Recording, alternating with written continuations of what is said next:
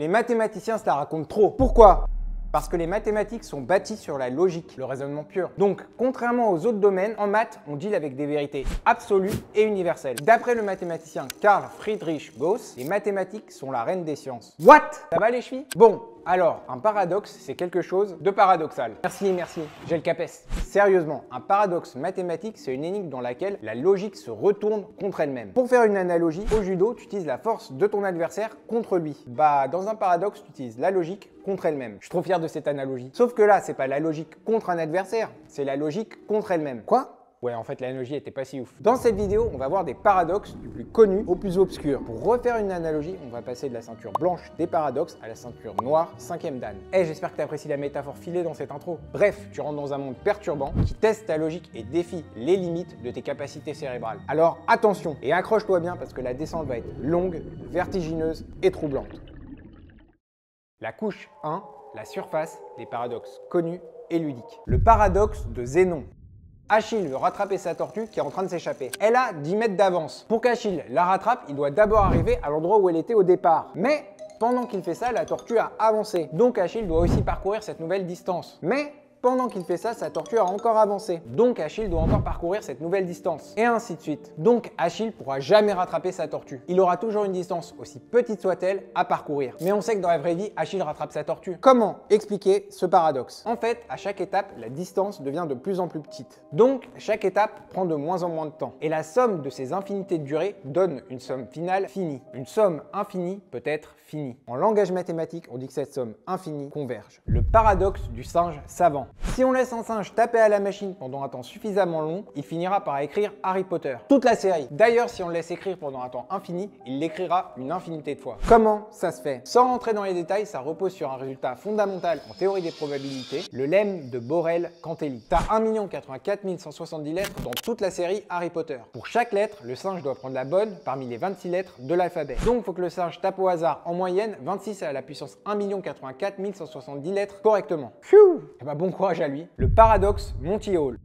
T'es dans un jeu télé où il y a 3 portes. Derrière l'une d'elles, il y a une voiture et derrière les 2 autres, il y a une chèvre. Tu choisis la porte numéro 1. Le présentateur ouvre la porte numéro 3, révélant une chèvre et te demande si tu veux modifier ton choix. Est-ce que tu changes de porte? La plupart des gens pensent que ça sert à rien de changer de porte. Mais en fait, maintenant, il faut que tu choisisses la porte numéro 2. Pourquoi? À la base, tu as une chance sur 3 de gagner. Alors que la porte 2 et 3 combinées ont 2 chances sur 3 d'être gagnantes. En ouvrant une mauvaise porte, le présentateur filtre un mauvais choix. Et la porte numéro 2 a maintenant 2 chances sur 3 d'être gagnante. C'est plus intuitif si tu as 100 portes. Là, tu as une chance sur 100 de gagner une voiture et les autres portes ont 99 chances sur 100 d'être gagnantes. Le présentateur élimine 98 portes, ce qui laisse la dernière porte avec 99 chances sur 100 d'être gagnante. La couche 2, moyenne profondeur, les paradoxes contre-intuitifs. Le paradoxe électoral.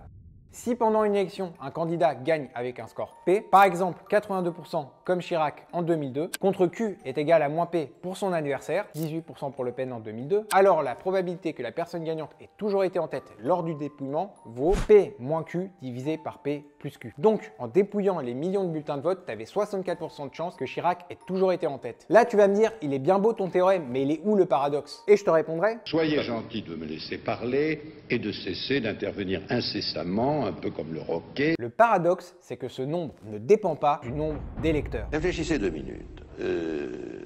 C'est pas excessif. Intuitivement, on aurait pu penser que plus il y a de bulletins de vote, moins ce pourcentage aurait été probable. Mais c'est pas le cas. Voilà, avant de passer au prochain paradoxe, je te demande de mettre un like. Beaucoup regardent mes vidéos sans mettre de like. C'est une technique qui s'apparente un peu au délit d'opinion. Même presque au délit de sale gueule. Le paradoxe des amis.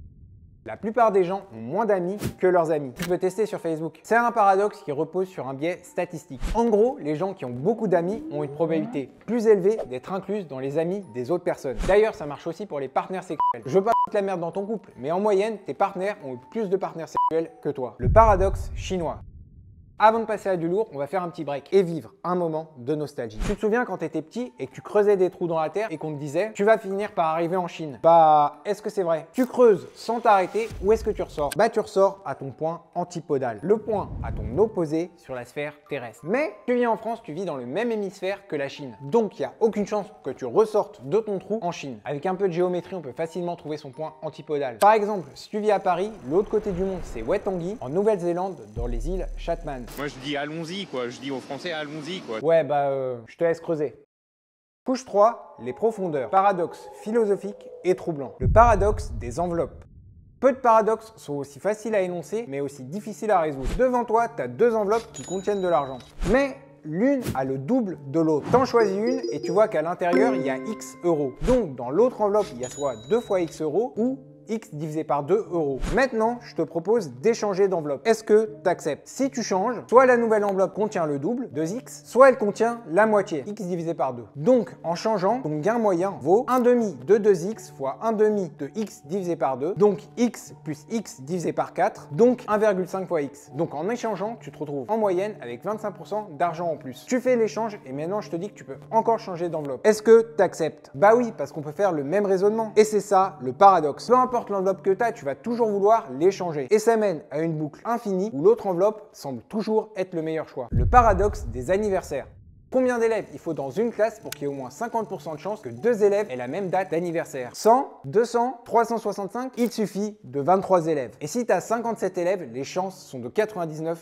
Comment ça se fait? C'est pas un paradoxe du type contradictoire, c'est juste difficile à croire. En fait, notre intuition sur les probabilités est souvent fausse. La probabilité que deux personnes aient deux anniversaires différents est de 365 divisé par 366, donc 99,7%. Et donc la probabilité qu'elles partagent le même anniversaire est de 100% moins 97,7%, soit 0,3%. Pour qu'un groupe de 3 personnes ait toutes des anniversaires différents, le premier peut avoir n'importe quelle date, le deuxième peut avoir n'importe quelle date dans les 365 jours restants, et le troisième peut avoir n'importe quelle date dans les 364 jours restants. Donc la probabilité que les 3 personnes aient des anniversaires différents est de 365 divisé par 366 fois 364 divisé par 366, ce qui donne 99,2%. 365 divisé par 366 fois 364 divisé par 366, parce que pour rappel, la probabilité de deux événements indépendants est égale au produit de la probabilité de chaque événement. Pour qu'un groupe de 4 personnes ait des anniversaires différents, la première peut avoir n'importe quelle date, la deuxième doit avoir une date dans les 365 jours restants, la troisième doit avoir une date dans les 364 jours restants, et la quatrième doit avoir une date dans les 363 jours restants. La probabilité que les 3 aient des dates d'anniversaire différentes est de 365 divisé par 366 fois 364 divisé par 366 fois 363 divisé par 366. Ce qui donne environ 98,4%. Et ainsi de suite. Quand on arrive à 23 personnes, la probabilité que les dates d'anniversaire soient différentes est d'environ 49%.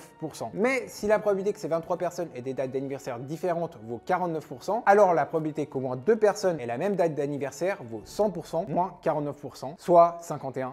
Voilà, il suffit donc de 23 personnes pour qu'il y ait plus de 50% de chances que 2 personnes partagent le même anniversaire. Et c'est pas plus mal. Comme ça, on peut fêter notre anniversaire ensemble et donc partager les frais. Tu es cupide. Je suis pas cupide, je suis économe. Paradoxe du condamné.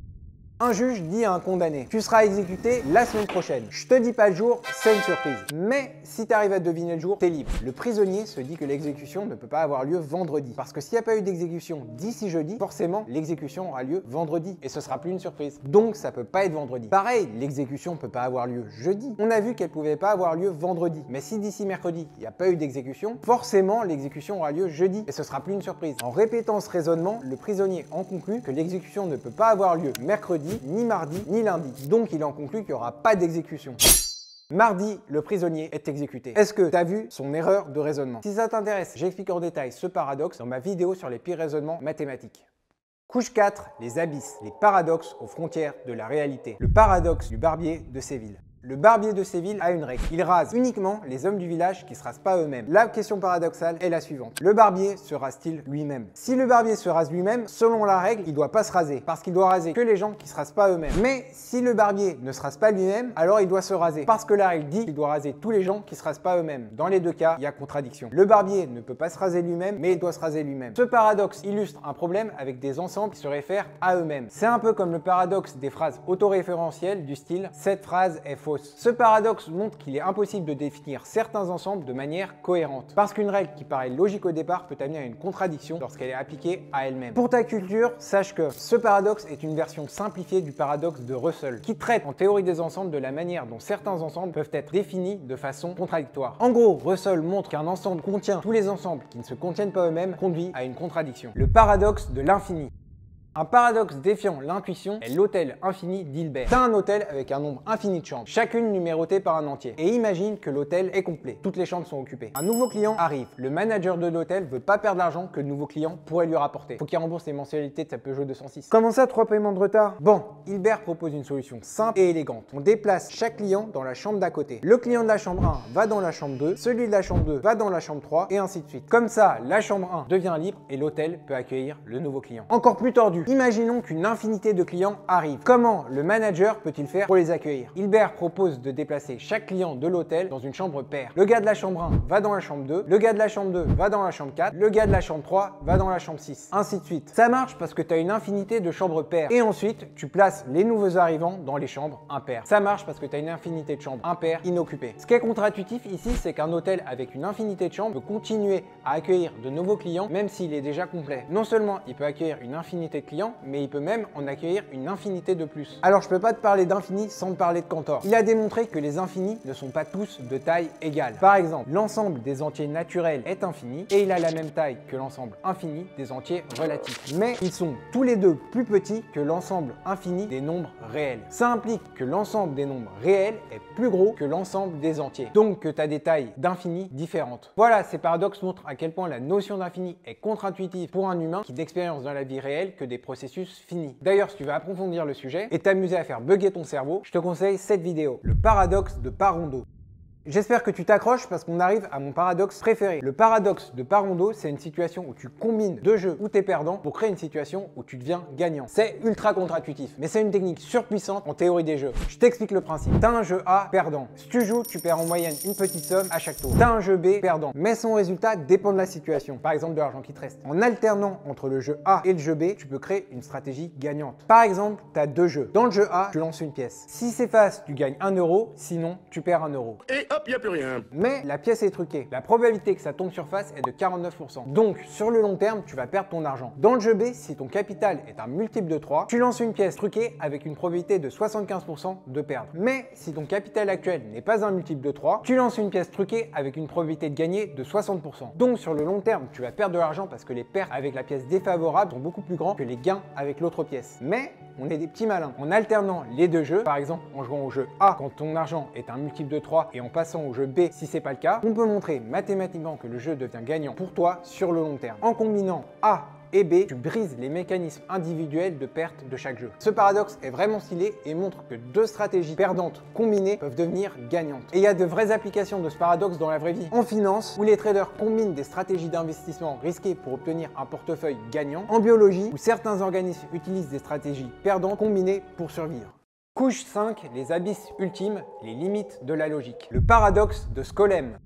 En maths, il y a ce qu'on appelle des ensembles dénombrables et des ensembles indénombrables. Tu peux les lister. Par exemple, l'ensemble des nombres entiers positifs, 1, 2, 3, est dénombrable puisque tu peux les lister. Mais l'ensemble des nombres réels est indénombrable. Tu peux pas les lister. Parce qu'entre deux nombres réels, tu peux toujours insérer un nouveau nombre. Attention à pas confondre infini et indénombrable. Si t'es fini, t'es forcément dénombrable, mais tu peux être infini et dénombrable ou tu peux être infini et indénombrable. C'est deux notions différentes. Le paradoxe de Skolem dit que toute théorie peut être décrite dans un univers mathématique dénombrable. Je sais, c'est bizarre. Laisse-moi t'expliquer. En fait, ça veut dire que tu as des univers mathématiques dénombrables, donc tous les éléments peuvent être listés, qui contiennent des ensembles non dénombrables. Donc certains éléments de l'ensemble ne peuvent pas être listés. Ton cerveau va peut-être mettre un peu de temps pour digérer l'info. Mais en fait, ce paradoxe vient du fait qu'on mélange deux perspectives, une vue interne et une vue externe. À l'intérieur du modèle mathématique, certains ensembles sont indénombrables, sont trop nombreux pour être listés, mais toi qui observes ce modèle de l'extérieur, tu peux les lister. Donc de ton point de vue externe, tout est dénombrable. C'est une bizarrerie qui montre que les maths peuvent dépendre de comment tu regardes les choses. Un peu comme en physique théorique, où en fonction de ton référentiel, tu vois les choses différemment. Le paradoxe de Banach-Tarski. Dans l'évangile, Jésus-Christ multiplie les pains en les coupant en deux. À partir de 7 pains, il crée 4000 morceaux de la même taille que les pains initiaux. Les athées diront, c'est des conneries. Mais mathématiquement, c'est possible de découper une sphère en morceaux et de déplacer ces morceaux pour recréer deux sphères identiques à la première. Pas des moitiés, pas des copies réduites, deux sphères complètes de la même taille que la première. C'est ce qu'on appelle le paradoxe de Banach-Tarski. C'est pas juste contre-intuitif, ça défie notre compréhension de la réalité. Dans l'univers des maths, notre logique quotidienne vole en éclats. Ce paradoxe repose sur des concepts mathématiques abstraits tels que l'axiome du choix. Cet axiome permet de faire des découpages particuliers, mais ces découpages sous des ensembles mathématiques tellement complexes qu'ils ne peuvent pas exister dans le monde physique. En fait, ces morceaux sont infiniment tordus et non mesurables. En gros, ils n'ont pas de volume défini. Mais dans le monde réel où les objets sont faits d'atomes, on ne peut pas découper quelque chose d'une manière infiniment précise. Donc c'est pour ça que ça ne fonctionne que dans le monde des mathématiques théoriques. Le paradoxe de Gödel-Tarski. Tarski, encore lui. Les mathématiques, c'est un monde idyllique, non? Sain et sauf, tout peut y être prouvé ou réfuté. Contrairement aux autres domaines, la vérité est absolue.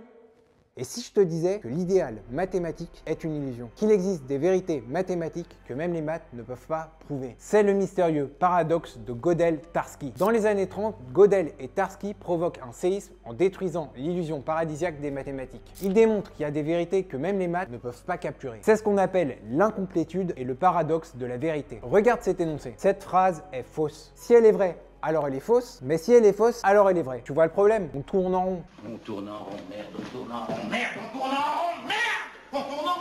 Gödel et Tarski ont montré qu'un problème similaire existe en mathématiques et en logique formelle. Gödel montre que dans tout système logique suffisamment puissant pour inclure des choses comme les nombres, il existera toujours des affirmations qui sont vraies mais qui ne peuvent pas être prouvées à l'intérieur de ce système. Autrement dit, il y a des vérités mathématiques qui échappent à notre capacité de démonstration formelle dans le cadre du système. Regarde cette phrase. Cet énoncé est indémontrable. C'est ni possible de démontrer ou de réfuter cet énoncé. C'est ce qu'on appelle une proposition indécidable. Tarski, lui, s'est attaqué à la vérité elle-même. Il a prouvé qu'aucun système formel ne peut contenir sa propre définition de la vérité sans se contredire. Si tu essaies de répondre dans ton propre système à la question qu'est-ce qu'un énoncé vrai, tu te heurtes à des contradictions. Par exemple, si un système dit cet énoncé est faux, t'es coincé dans un raisonnement circulaire. Tarski généralise cette idée en montrant que chaque système formel a besoin d'un métasystème pour définir la vérité. Mais ce métasystème a des limites et il a lui-même besoin d'un métasystème. C'est comme des poupées russes infinies. Pour résumer, d'après Gödel, certaines vérités mathématiques ne peuvent pas être prouvées. D'après Gödel-Tarski, aucune logique ne peut définir complètement ce qu'est une vérité à l'intérieur de son propre cadre. Les deux explorent la limite de la logique et des systèmes formels, mais sous des angles différents. Leurs résultats montrent que la vérité est au-delà de notre portée logique et malgré nos avancées mathématiques, l'infini et l'inconnu continuent à régner. Voilà, alors les paradoxes mathématiques, c'est pas de la masturbation intellectuelle, c'est moteur de progrès mathématique. Et c'est surtout des fenêtres vers des mondes alternatifs étrangers à notre intuition et notre logique. Si t'as réussi à regarder cette vidéo d'une traite, sans que ton cerveau parte en vrille, bah bravo, c'est pas évident. Certains paradoxes nécessitent d'être vus et revus plusieurs fois pour bien être compris. Quoi? Non, c'est pas une technique pour augmenter mon temps de visionnage. Chut.